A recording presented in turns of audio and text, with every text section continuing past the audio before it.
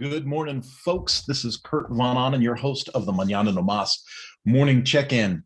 And it is a fabulous day. I've had 3 meetings so far. So I just love being productive. I love putting things together, and I'm really enjoying the people that I'm able to pour into and share with. I won't go into the details about all of the different meetings, but I will take just a moment to give a shout out to Chris today.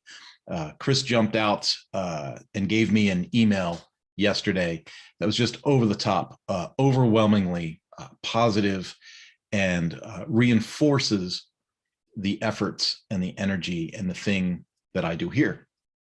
And so when folks, if you listen, if you're tuned into the YouTube channel, if you're tuned into the near daily emails that go out with value added stuff in it, if you're part of the Mañana podcast community, if you play around on the Power Sports Marine Service Network on Facebook, if you're part of the keto group that I've got, whatever it is that you're part of in this network of communities that is this community, give me a shout, man. Send in an email, send in a comment, jump in through the website on mañananomas.com and just let me know that you're listening or what you want to hear or see next.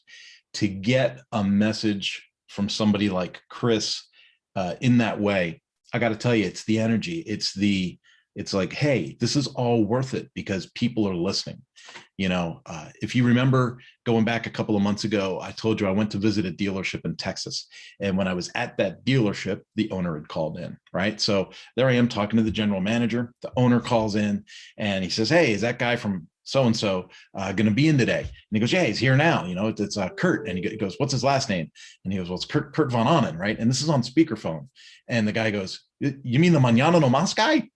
And I'm shocked, right? I'm like, what? And he goes, man, I've been listening to that guy's podcast for years. Anything that guy wants to do, just write the check and make it happen, right? And it's like, holy crud, this stuff is working, right? So the energy that I put into the talks I give on leadership, communication, goal setting, key performance indicators, physical fitness leading to fiscal fitness, all of these things, folks, if this resonates with you, let me know. And if you want me to expand or go into more detail about something, you got to let me know that too. Because, if I don't get feedback, I don't know that that's something that's really wanted. This whole week, I've been focusing on journaling, right? So I've been talking about journaling and the positive influence that journaling has had on me over the last, half a year to 9 months. And, as I'm taking all these books and throwing them out on screen here, you're probably thinking to yourself, this guy's nuts, right? But this is a devotional, right? So I'm a man of faith. And when I go through this book on a daily basis, it kind of helps me to focus my thoughts on, how would God see this, right? The things that I'm doing, how does God see what I'm doing? And here's something that's really interesting. The more that I am honest about my position as a person of faith, the more I end up talking to people on Zoom and LinkedIn and all these different meetings that I'm having, where someone else will go, oh, hey, so you're a Christian too, right? Like it's some kind of secret society or something. It's not, right? It's awesome to be able to have like-minded people and have a discussion and go, man, I think this is the right thing to do. Or based on my code of ethics, I think this is the way to go. Where does the code of ethics come from? It comes from A, B, and C. This is why I believe this, right? And to me, that's the glue that holds everything together.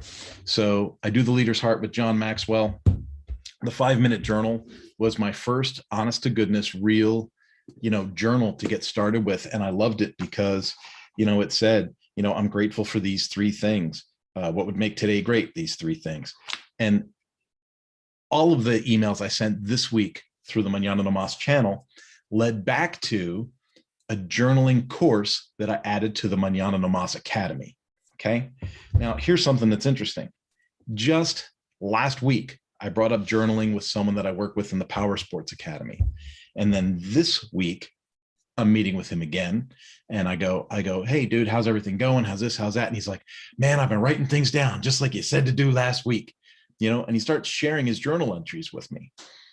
And what you notice happening in this person is that being able to write it down and then being able to reflect on it throughout the week, he's able to see a trend and he's able to kind of glue a pattern together of how his energies are being spent, right? And so if business is good and business is growing and business is going in the direction he wants to go, he can look back at that journal and go, what was I focusing on while my business was experiencing this growth pattern, right? But if he notices that the KPIs are going down or the business is going down, he can look back at his journal and he could say, what was I focused on when I was losing opportunities?